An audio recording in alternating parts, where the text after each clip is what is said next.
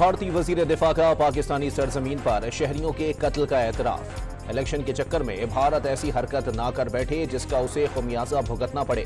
وزیر دفاع خواجہ آصف کا مودی سرکار کو دو ٹوک پیغام، ابھینندن کا واقعہ یاد دلا دیا۔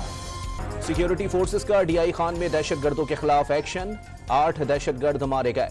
شمالی وزیرستان اور پنجگور میں بھی سیکیورٹی فورسز کے ساتھ مقابلے میں 4 دہشت گرد ہلاک۔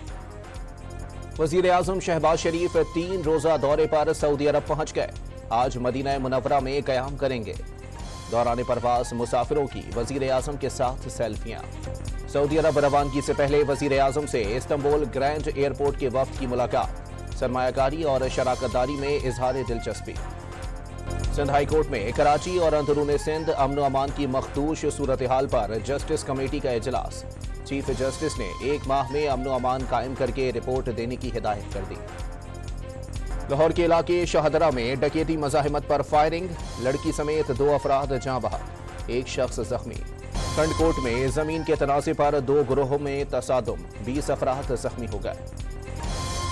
غزہ میں صہیونی جارحیت جاری، مزید 46 فلسطینی شہید کر دیے۔ شہادتوں کی تعداد 33,137 ہو گئی۔ مجاہدین کے حملوں میں مزید 5 صہیونی فوجی ہلاک۔ اور لیلۃ القدر پانے کی جستجو، ملک بھر کی مساجد میں رمضان المبارک کی 27ویں شب کے موقع پر عبادات کا اہتمام۔